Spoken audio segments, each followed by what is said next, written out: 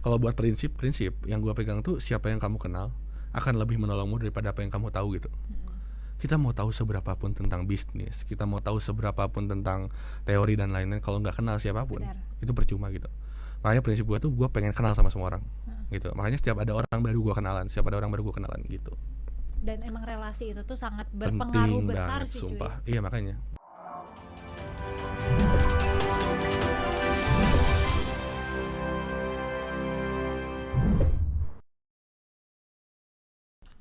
Halo Sobat Podcast TVRI Jawa Barat, balik lagi bareng gue Tesya Ikrima. Dan kali ini kita bakal kedatangan salah satu yang masih bisa disebut bocah, bocil-bocil lah ya. Tapi dia tuh sangat amazing karena selain udah punya bisnis, startup, dan juga dapat beasiswa. Gila gak sih lu kayaknya? Nah kita langsung aja. Halo. Halo semuanya, perkenalkan nama aku Raden Raka Bukama Mm-mm. Syafaat. Wah, senang banget sih bisa ngobrol banyak hal di sini gitu. Gue juga seneng banget sih. Siap. Nah, Sama Teteh satu ini. teteh siapa? Siapa? Lu panggil gue mau teteh, Teteh mau aja, teteh. tante atau apa? Berat. Teteh aja. Nah, gue manggil lo ade, tapi kayaknya nama mudaan ya. Dan lo tuh namanya Raka. Lo Raka. jangan-jangan gak punya ade atau gimana? Karena kan namanya Tunggal. Raka. Tunggal. Wah, ada tunggal ya. Kalau di Sunda tuh kan Rai Raka. Rai Raka Raka. tuh yang Harusnya ada rainya kan. Ah. Gitu. Rainya? Gak ada. Oh besok lah gue jadi Rai. Jangan dong. Biar lu jadi tunggal ya, Iya. anak tunggal. Lu jadi anak tunggal disayang banget nih kayaknya. Iya, anak tunggal. Tapi sedihnya lu nggak punya teman buat berantem ya Iya, di rumah. itu tapi iya sih, dulu tuh kayak sempat mikir kayak kesepian nih, nggak mana nih ya, yang lain punya ade yang bisa diberantemin atau kakak yang bisa diomelin atau dan lain-lain. Terus kalau misalkan biasanya punya adik kakak tuh bisa tuker-tukeran baju cuy. Setuju. Jadi irit banget nih Bener beli satu makanya. baju. Efektif ya. Iya sih. Kalau anak tunggal, apalagi anak tunggal satu doang kita tuh Tapi ini. gue penasaran loh sama lo. Dan bagaimana sih rasanya jadi anak tunggal? Jadi kayaknya lu uang jajan nggak usah kepotong-potong kebagi-bagi Iya, nih ya. nggak usah diapa-apain. Iya, Tapi semuanya orang tua fokus gitu. iya setuju. For you all, iya. Kalau anak tunggal ya ibaratnya kalau gue ya, gue lu kan maksudnya kan. Kalau gue manggil ngejalanin anak tunggal ini tuh gue sebenarnya nggak kayak anak tunggal yang lain gitu. Kenapa? Anak tunggal lain kan gila banget, bisa uang jajan bisa 2 digit atau 3 digit yang lainnya gitu. Kalau gue Beli Lamborghini tiap sore ya? iya makanya kalau anak tunggal lainnya ya gitu. Tapi kalau gue pribadi sih kayak lebih mikir kayak gimana ya caranya, gue penasaran nih cara dapetin duit sendiri gimana gitu. Awalnya itu gitu. Karena kalau nikmatin duit orang tua sih yang nikmat terus gitu kan, nggak usah mikir apa-apa gitu. Soalnya ya orang tua juga cuman biayain lo doang, Iya, only sendirian you gitu loh, the sebenarnya one gitu. and only. Sebenarnya gue punya pilihan buat ke arah sana kan, buat dapetin uang jajan terus-terusan. Tapi ya seenggaknya gue pengen udah deh ini transfer gitu. Tolong kabarin orang tua lo buka requirement gak buat adopsi. Nanti gue kebagi-bagi dong. Nah Gitu itu sih. mungkin jadi salah satu kenapa lo sekarang udah jadi businessman. Padahal amin, padahal masih di umur yang belia ini ya. 18 tahun. Lahiran 2003, wih jauh banget berarti ya kita ya. Iya, makanya gue Teteh, udah kayak manggil juga tante-tante teteh. gitu di depan lo. Iya. Nah, lo kok bisa sih udah apa ya jadi bisnismen di usia muda, dan bahkan yang gue tahu lo dari umur Kelas 3 SD, kelas 3 SD. kelas 3 SD lo udah jualan. Iya benar. Padahal kan lo anak tunggal nih, tinggal minta duit doang. Sebenarnya banyak banget ya kayak teman-teman di luar sana yang mikir tuh gimana caranya start bisnis, tapi wah nanti aja deh nunggu ilmunya dulu datang, Iya. terus nunggu nanti lulus kuliah, Iya. nunggu dan lain-lain. Tapi kalau gue pribadi sih pengennya anak-anak muda di sana itu ketika hadirnya gue di sini itu tuh bisa kayak wah anjir, gue juga bisa gitu. Iya. Nah sekarang lebih Dan lo kayak gitu. jadi salah satu role model juga yang Amin, diharapkan ya, gue. makanya Amin. itu. Dan ternyata ketika ngobrol banyak hal sama anak-anak muda lainnya gitu, ternyata ada yang lebih gila lagi gitu. Ada yang umur 12 tahun namanya Rasya di Surabaya. Ketika gue lagi bisnis trip, dia tuh apa ya, punya bisnis banyak banget. Kayak ada e-sport dan member-membernya tuh anak-anak kuliah, Dan anak-anak bahkan kantor. gue kan senang rumput laut ya. Iya. Rumput laut itu juga yang bikin kan dulu Iya, anak-anak ya kecil. bocil ya ibaratnya gitu. Nah, jadi ada apa ya? Ada opportunity sih buat anak-anak kecil atau anak-anak yang muda gitu Ya. buat terjun aja gitu walaupun Ya. nggak punya ilmunya dan lain. Karena sekarang TikTok, Ya. Instagram, The one YouTube of example for us banyak gitu ya, banget always gitu. open minded. Iya, kalau kita masih fix mindset gitu ya, udah aja kita diam di situ terus Iya. gitu. Kayak nikmati nongkrong lah, nikmati. Nggak salah juga nongkrong karena ngeling juga gitu kan. Benar, kadang gue juga nyesal kenapa gue nggak terjun buat bisnis dari muda Iya. sih, dari gue umur SD gitu. Nah itu, Padahal gue misalkan mempunyai privilege itu dan gue mempunyai kapasitas setuju. yang untuk gue kembangkan. Iya. Jadi esensi dari nikah apa tadi? Lo pikirannya udah nikah mulu nih. Bisnis dari kecil itu bukan gara-gara masalah dia dapat pendapatan dari kecilnya gitu. Tapi yang lebih diulik gini sih. Konstruksi berpikir dia tuh bakal kebangun gitu, ya kan? Jadi dia bakal caranya ngelayanin pelanggan kayak gini. Ketika nanti orderan masuk tuh harus nge-manage seperti apa dan lain-lain. Nah, itu yang sebenarnya esensi yang harus dijalanin gitu. Dan Makanya itu gue yakin bakalan nge-build up karakter banget iya, sih. ketika dia udah di umur SMA atau kuliah dia udah mateng banget Ya. gitu. Nah, itu gue ngejalanin itu gitu. Dan ketika kuliah gue ketemu teman-teman yang benar-benar belum pernah start a bisnis, yang di SMA-nya belajar terus ibaratnya nggak pernah nyobain bisnis dan lain-lain. Ketika dia harus dituntut buat buka bisnis, dia bingung start dari Jadi mana. at least lu selangkah lebih cepat Nah, itu. dibandingkan teman-teman yang Gue lainnya. sampai detik ini gue nerapin itu semua. Ah. Jadi gue pasti dimanapun caranya gue harus satu langkah dibanding teman-teman gue gitu. Dan yang gue tanya, lu dulu jualan apa pas kelas 3? Iya, pada penasaran ya. Kayak misalnya rata-rata anak kelas 3 SD pasti jualannya mainan gitu dan lain-lain ibaratnya. Kelereng. Gue zaman Kelereng. dulu kelas 3 SD masih main kelereng cuy. Oh ya? Heh. Wow. Padahal gue cewek gitu. Makanya gue sampai tahu gimana kelingking caranya. Tapi aman Di sana, tangan, aman aman. tangan. Nah, jadi waktu itu kepikirannya semua banyak berbagai macam. Tapi waktu itu tuh bukan gara-gara mau start bisnis, mikir bisnis apa gitu. Tapi ketika pulang, gua ke rumah, di depan kan ada toko baju muslim kan. Nah, lihat kok nggak habis-habis gitu si toko baju muslimnya gitu. Dan lu brush your mindset Iya, dari situ. nggak tahu insting bisnisnya terbangun di situ gitu. Kayak wah ini kok nggak habis-habis ya, 3 hari 4 hari nggak habis-habis gitu. Ketika udah itu, gua akhirnya bawa satu kresek gede, gua bawa ke sekolah dengan modal nekat. Itu lu beli atau Nggak, gua bayarnya nanti. Oh, Percaya lagi aja ya sama anak SD kelas 3 gitu. takutnya dia nggak ada ketakutan, takutnya Kayaknya. digondol sama lu gitu. Iya, baju makanya muslimnya. setuju. Nah, ini udah diperbolehin, akhirnya gua bawa ke sekolah dan di sekolah tuh gua nge-stuck. Nah, berarti muka lu bagus. Enggak sih. Angel semua. nggak Angel ada. harusnya ya makanya. Gua nge-stuck di mana? Gimana cara jualinnya? Gimana cara masarin dan lain-lainnya, padahal di mana anak-anak SD yang beli baju muslim ibu-ibu gitu kan. Gua nggak kepikiran tuh Makanya, waktu SD itu. cara marketingnya gimana. Nah, setuju ya. ya. Makanya di situ gua nentuin customer segment. Jadi di situ gua nentuin customer segment gua tuh siapa sih yang beli ini. Oh ya jelas, ibu guru gitu. Gimana caranya ibu guru tuh bisa dapat marketing value-nya dari produk gua gitu. Ketinggian ya sih bahasanya atau direndahin dikit. Slow ya kayaknya. Kan nggak apa-apa. Iya, biar supaya jadi kebayang, belajar, supaya kebayang ya. Nah, habis dari situ gimana nih cara masarinya? Atau Bu, saya punya brand nih gini-gini, beli dong. Saya ini lagi belajar usaha. Wah, gengsi banget gitu, kasta lah ibaratnya. Pas itu nemu satu ide, bawa tuh si kresek gede pura-pura jatuh depan gurunya gitu. Drama banget lu. Drama banget. Makanya dulu artis FTV kayaknya. tapi kayak artis. Nah, dari situ Jangan-jangan gue lagi ngomong sama Nicola Saputra. enggak lah, jauh mukanya Lu juga. Saputri deh. Kayaknya gitu. Nah, mulai dari situ gurunya datang tuh. Kalau anak SMA mungkin diketawain kan gitu. Kalau anak SD tuh datang, Raka kenapa gitu dan lain-lain. Akhirnya ya udah deh, jualan nih, bisa dijualan nih gitu kayak. Ya Bu, saya itu punya gini baru jelasin kayak. Udah pulang-pulang tuh bawa 2.300.000-an lah. 2.300.000 udah banyak banget tuh zaman dulu. Zaman Anak sekarang aja SD, banyak. anak SD gitu. Dan kalau gua tahu duit 2.300.000 itu bisa beli apa aja, mungkin gua Hot Wheels di Indomaret misalnya gitu. Iya. Gua belanjain Lu- ibaratnya. Lu beli sekasir-kasirnya. Makanya ibaratnya gitu kan, mobil itu akhirnya dari situ wah gitu ternyata. Sebenarnya gue tertarik ya nerapin cara lu ini, tapi paling yang ada dalam pikiran gue ketika gue pura-pura jatuh, Diketawain gitu iya, sih. tes hati-hati dong. Nah, itu makanya kan jadi nggak dapet value-nya kan. Nah, dari situ dikumpulin selama sebulan itu repeat order terus. Jadi tadinya ibu guru ini beli buat mamahnya, terus tantenya mau beli, terus bapak gurunya beli buat istrinya beli buat bapak mamahnya dan lain-lain, domino efek lah gitu. Iya. Dari situ wah asik nih gitu, cara konstruksi berpikirnya kebangun tentang gini nge-manage-nya, gini dan lain-lainnya gitu. Nah, dari situlah Dan si domino efek ini lu terapkan sampai sekarang. sampai sekarang gitu. Sampai sekarang gue terapin, dan yang gue senang waktu itu sebulan tuh gue bisa profit 10 jutaan lah. karena domino efek ini salah satu yang misalkan lu ngelakuin apa, yang lainnya bakal ketularan Setuju. secara tidak langsung. Iya, makanya itu. Bahasa Iya, sederhananya ibaratnya ya. kita kayak ada temen nih punya brand, kita instastoryin, teman-teman kita yang nggak kenal dia, itu bakal ngeliat dan ketika beli dia bakal instastoryin lagi. Domino efek aja terus sampai kebangun marketnya gitu. Nah itu yang kadang orang-orang nggak ngerti gitu. Kadang orang-orang nggak pakai cara itu gitu. Dan yang gua pengen tahu juga nih, lu punya kedai kopi ya, udah Iya, 2. iya, Itu lu bangun umur berapa? Gue bangun umur SMA kelas 2 deh, sebelum Covid aja, sebulan sebelum Covid. Dia ada cerita nih. Jadi Ih, bagus banget ceritanya. belum. Nah itu. Jadi gue masukin ketika market kopi itu lagi mau naik. SMA gue mikir kayak gitu.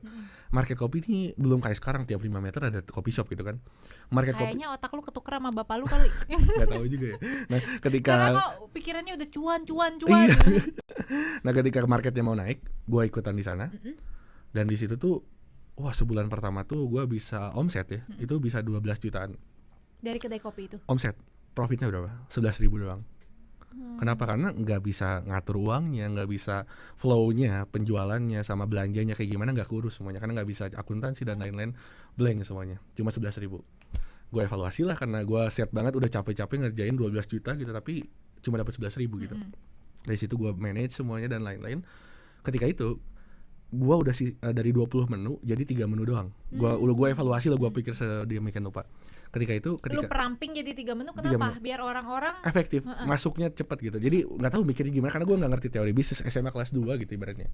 Nah dari situ ketika itu gue kira bakal terbang si omsetnya. Covid datang nggak bisa jualan, nggak bisa belanja. Iya, gue ngerasain ya kan, banget dan sih lain-lain. Wah gimana nih, stres banget padahal udah keburu belanja dan lain-lain.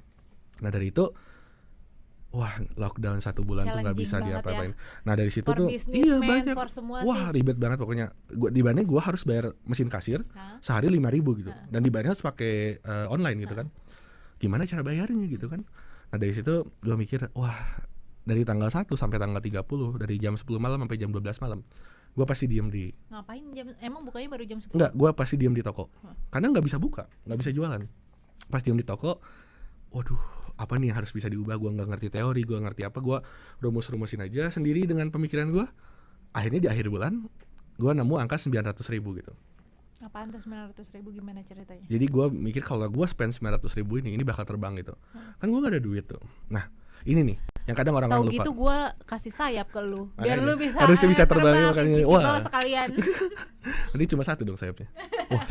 Nah dari situ udah mau 900.000, gue nggak punya duit lagi. Akhirnya pakai privilege orang tua 900.000. Nah di luaran sana, wah rekaman enak dong privilege orang tua ibaratnya gitu kan dan lain-lain. Nah gue pikir, Kebayang sama gue tuh pakai pitching. Gue tuh nganggap orang tua tuh investor gitu. Gue bikin presentasinya, gue bikin proposalnya, gue bikin BEP-nya berapa lama, gue bikin 900.000 itu buat belanja apa aja. Gue bikin sampai lu sedetail mungkin. umur SMA udah bisa SMA. bikin RAB, Semua RAB dan anggaran rincian biaya semua, sampai pitch deck sampai market size sampai kompetitor dan lain-lain, gue bikin di situ gitu. Nah dari situ gue bangun, gue minta dan mereka percaya lah gitu, karena gue mintanya dengan cara itu. Kadang orang lain tuh minta ke orang tuanya udah sini nih mana duitnya gitu, gue mau beli jadi jualan. lu tuh tiklot cuy, Oh, ya. letik-letik punya punya pikiran Kalau kolot gitu ya. harusnya kayak gitu. Dan anak-anak muda lainnya sebatas kayak, wah gue nggak dikasih nih sama orang tua. Lah masalahnya bukan nggak dikasihnya gitu, tapi gimana cara lu buat dapetin uang itu dari orang tua gitu. Nah dari situ dapat 900.000. Pas awal bulan udah boleh buka lagi, gue tuh bisa sampai 25 juta profit. Buset, 25 juta Dari udah beli 900.000. motor tuh 2. Gue beli iPhone terbaru waktu itu, pakai duit sendiri. Itu pernah pertama kali. Gua aja kadang masih nyicil gitu ya, lu udah langsung beli cash tuh waktu Iya itu. berarti kayak gitu. Jadi gue dapetin iPhone itu dan dari situ gue nuntut apa sih gitu. Oh gue udah sampai sini gitu. Nah gue pengen expand lagi dan lain, karena muter terus Dan duitnya. sekarang lu bikin startup ya. Iya, dan gue terima kasih sama corona. Kalau nggak ada corona, gue bakal 11.000 terus gitu keuntungannya gitu. Dari situ gue ditampar. Intinya apa? Bukan masalah Benar profit. sih sebenarnya corona tuh jangan sampai sesuatu yang kita akan capai yang besar tuh terhalang Iya, sama hal-hal setuju. yang Esensinya itu tuh bukan depends profitnya gitu. on our perspective aja. Setuju. Dan apa esensinya tuh bukan profitnya, tapi kenal sama bisnis kitanya. Kadang orang-orang di luar sana gitu ya, bikin bisnis itu nggak kenal sama bisnis kitanya gitu. Dia bikin bisnis cireng, wah dia jualan karena viral dan lain-lain. Tapi dia nggak kenal tuh sama bisnis kita. Dia nggak tahu cara masaknya berapa lama, dia nggak tahu belanjanya di mana dan lain-lain. Akhirnya itu yang bikin gue nampar Nah, lah yang gitu. gue bingung. Terus lu belanja zaman kelas 2 SMA tuh gimana? Gue bener-bener belanja ke Bandung, beli susu, beli apa, hujan-hujanan, naik motor dan lain-lain, pulang Lu sendiri? sendirian.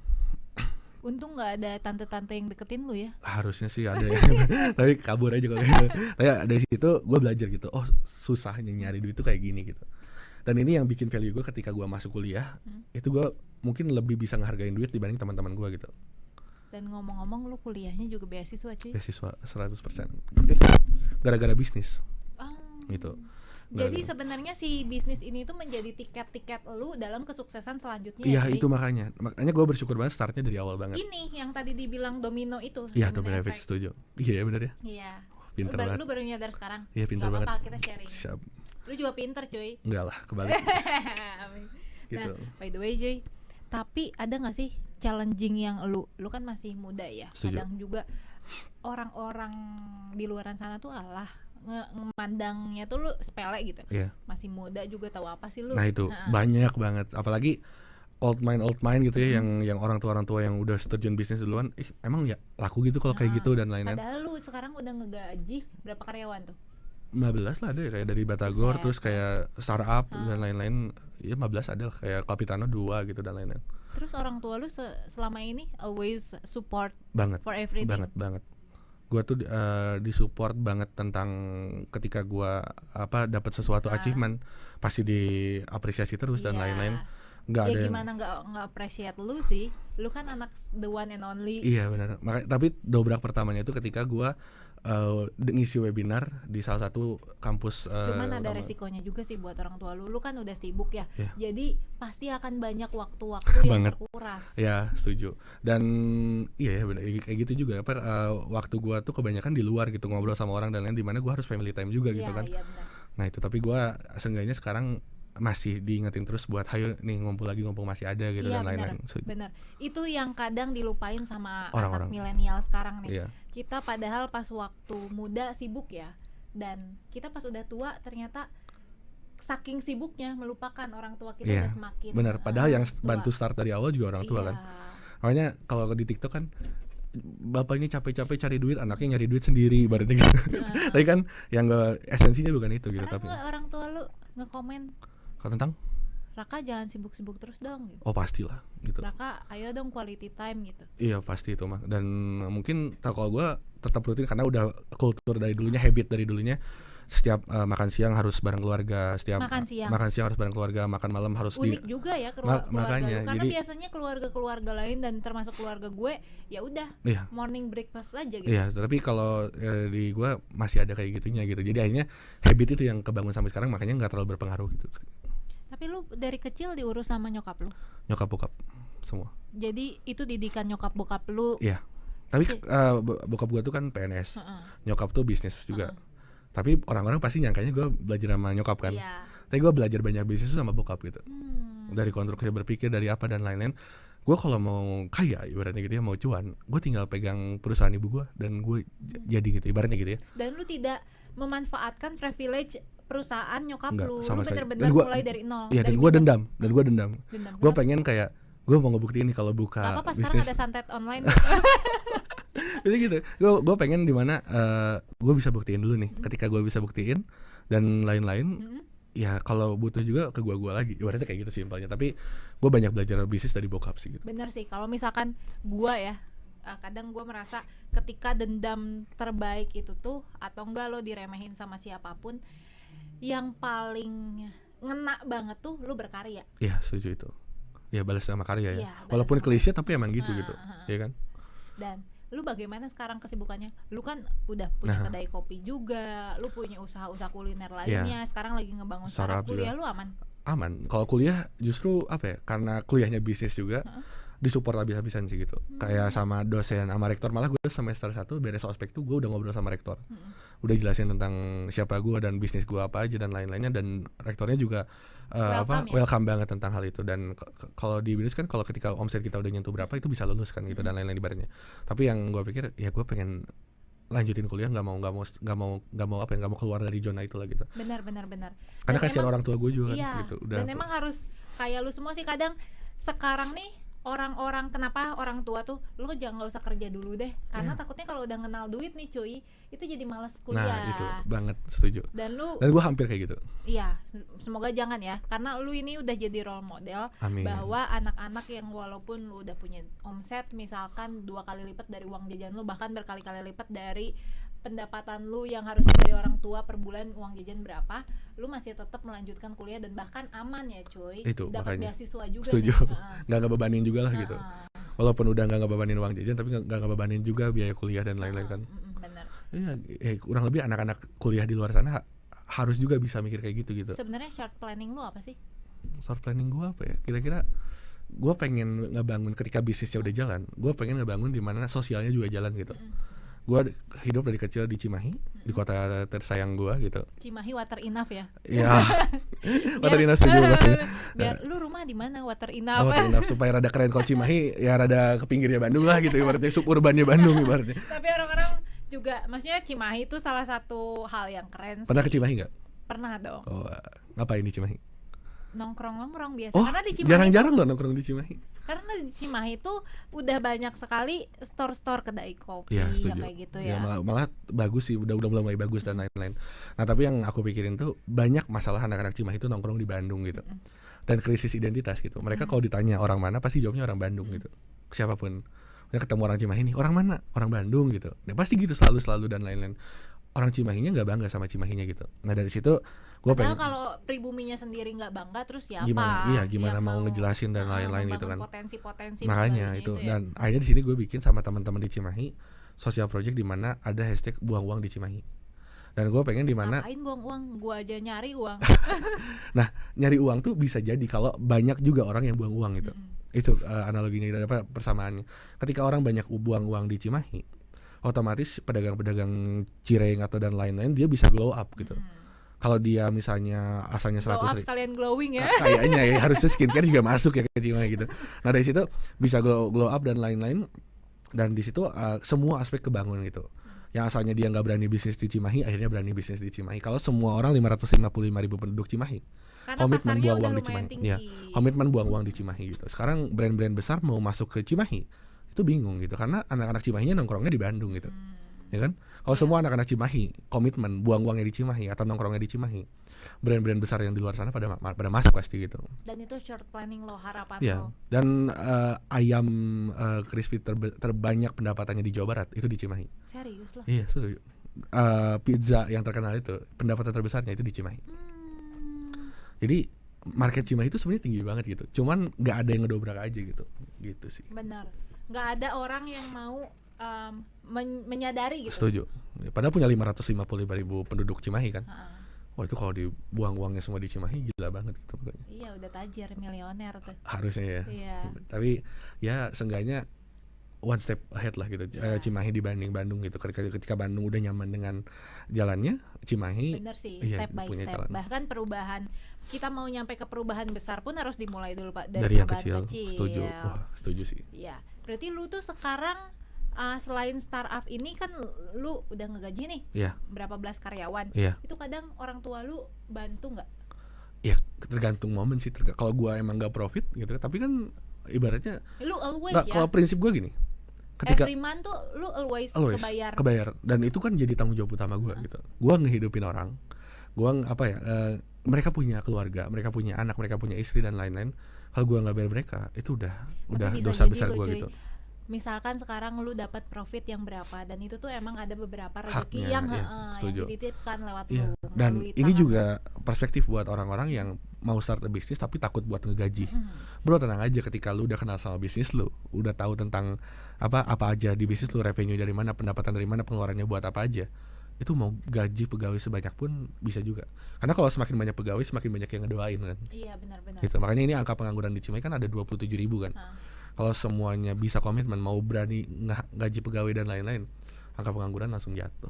Tapi yang pengen bikin lo melek ke umur-umur yang sekarang masih SD gitu, itu ada nggak? Banget. Lo pengen menularkan? Iya, gue nge-build sekitar 5 orang, baru 5 orang. Itu dari Surabaya, dari berbagai kota di Indonesia. Dan gue berharapnya si 5 orang tuh jadi pionir di tiap Iya, kotanya gua mereka pengen kayak untuk gitu. men-sharing juga Iya, contohnya kayak Rasya tadi 12 tahun. Dia punya bisnis besar apa kayak eh, top up diamond gitu kan. Top up diamond di salah satu ya game. benar. Itu Rasya kenapa jualan ini gitu. Ya saya pengen beliin sepatu buat adik saya gitu. Sebatas itu gitu, pengen beliin sepatu buat adiknya gitu. Wah, ini gila 12 tahun udah bisa mikir kayak gitu. Terus gimana cara marketinginnya gitu. Ya saya komen aja di posan-posan yang viral gitu. Ada yang beli? Ada. Wow, anak 12 tahun bisa mikir kayak gitu gitu. Nah, gue pengen nge-build anak-anak muda tuh selain tadi nongkrong di Cimahi. Jadi gue pengen di mana anak-anak Cimahi pun bisa ekspansi secara bisnis keluar. Benar sih coy, harus ditularkan itu. Ya makanya. Biar negara kita tuh, karena pikiran gue gini, ketika misalkan lu sudah menularkan ke anak-anak muda zaman sekarang, Ya. pasti nanti setelah besar pun kita bisa jadi at least mengurangi angka Itu pengangguran. benar semua. Di antara mulai dari buang uang di Cimahi, terus buang uang di provinsinya, sama buang uang di negaranya gitu. Nah itu apa campaign ke depannya gitu. Kalau semua uang buang uang di negaranya atau di ininya, wah kita bakal gila banget secara dan lain-lain. Itu aspeknya domino efek banget gitu. Benar. Nggak akan nge-stuck cuma pedagangnya jadi kaya gitu, nggak sebatas itu. Pedagang juga ke pasar juga beli lagi ke supplier dan Tularin lain. ke gue juga cuy, biar jadi kaya kayak lu. Wah, amin. Gue juga Amin. masih jauh lah, kayak masih ada yang lebih tinggi lagi gitu. Jangan-jangan lu juga biaya dulu SMA sendiri. Enggak lah, belum. Kalau SMA kan masih tanggung jawab orang tua. Gue Karena lu kan dari kesannya SMA udah kesannya buka malah kayak kedai gue kopi. nggak Songong ngehargain gitu, orang tua nggak sih gitu. Kalau ketika hak-hak yang harus orang tua bayar, gue malah tikung di situ gitu. Kecuali kalau emang keluarga gue emang lagi jatuh banget, ya kan ibaratnya kayak gitu. Tapi kalau keluarga gue masih ada buat bayar dan lain-lain, kenapa enggak gitu? Tapi dari kecil lu punya nggak sih visi misi yang misalkan gua mau menganalogikan ini seperti padi. Oke. Ya, sebesar apapun padi ya semakin tinggi tuh semakin merunduk. Setuju. Gitu. Dan ada nggak visi misi yang lu terapkan di hidup lu dari mulai kecil sampai sekarang? Apa ya? Kalau visi misi gitu, gue learning by berjalannya flow. Cuman kalau buat prinsip yang gue pegang tuh, siapa yang kamu kenal akan lebih menolongmu daripada apa yang kamu tahu gitu. Kita mau tahu seberapapun tentang bisnis, kita mau tahu seberapapun tentang teori dan lain-lain, kalau nggak kenal siapapun, itu percuma gitu. Makanya prinsip gue tuh, gue pengen kenal sama semua orang gitu. Makanya setiap ada orang baru gue kenalan gitu. Dan emang relasi itu tuh sangat Penting berpengaruh besar banget, sih sumpah. Iya makanya. Kayak misalnya tiba-tiba butuh MC di acara apa, kan tinggal kontak misalnya. Tapi lu pernah nggak menyadari, misalkan lu tiba-tiba ada omset pesanan kopi Iya. gara-gara lu kenal sama Banyak. Nah, gue punya cerita gini. Ketika SMP, gue ngebully satu orang yang dibully sama satu angkatan. Gue ngebully paling depan gitu, ibaratnya gitu ya. Sampai dia nangis. Malamnya gue dikasih mimpi sama Tuhan di sana. Tiba-tiba gue minta kerjaan sampai sujud-sujud ke orang itu di mimpi itu. Gue tertampar banget kayak. Gue besoknya minta maaf dan lain-lain. Dan sampai sekarang yang berpengaruh sama bisnis gue ya orang itu gitu. Ya kayak gitu kan. Ketika kita berantem sama orang dan lain-lain, mereka bakal punya dendam itu dan mereka bawa gitu kan ke ketika dia udah sukses. Kita nggak tahu setiap orang yang di depan kita tuh. Jangan sampai meremehkan siapapun sih, Makanya, karena kita we don't know gitu loh. Ya, karena In siapa the yang kamu future, kenal gitu akan lebih menolongmu daripada apa yang kamu tahu gitu. Di masa depan ketika dia udah jadi direktur satu kantornya misalnya mesen kopi ibaratnya gitu ya, itu bisa banget gitu. Benar. Makanya Dan buat anak-anak zaman sekarang juga nggak usah takut atau nggak usah minder ketika lo dijatuhin sama orang lain. Setuju. Karena yang gua rasain ketika lo misalkan dijatuhin sama siapa, dianggap remeh sama siapa, lu bakalan diangkat sama Tuhan. Benar. Iya. Setuju banget. Pinter banget. Amin. Ya, thank you ya Banget. Raka udah berbagi. Aku yang thank sharing. you banget udah diundang ke sini gila. Di umur segini gitu ya. Nggak bakal bisa ngerasain kayak gini-gini gitu. Makanya ya aku bersyukur banget udah dipercayain buat bisa cerita banyak hal. Semoga ya teman-teman di luar sana yang nonton. Dan lu salah satu bentuk nyata juga. Wah, amin. Untuk selalu menginspirasi dan Siap. merangkul. Dan gue harap lu bakalan menularkan sih teori-teori ini dan Nah, itu. bahkan semangatnya. You have to always keep spirit gitu. Setuju. Dan semua kota di Indonesia harusnya punya spirit kayak Cimahi juga yang buang uangnya di kotanya gitu. Amin. Gitu sih kurang lebihnya. Lu buang uang di mobil gua aja nggak apa-apa. Thank you ya Siap, Raka. thank you banget, Dan thank you semoga, banget. ya semoga bisnis lo ke depannya lu makin nambah juga karyawannya. Amin. Siap. Thank you ya Raka. Siapa tahu kita bisa kolaborasi banyak juga kan. Amin. Siap. Always. Oke, thank you banget. Thank you ya cuy. Siap. Sehat-sehat. Siap. Kalau misalkan butuh adek kabarin aja, nanti gue cari adek adopsian. Siap, berkabar lah itu. Thank you ya Raka. Oke. Sehat-sehat. Amin. Amin.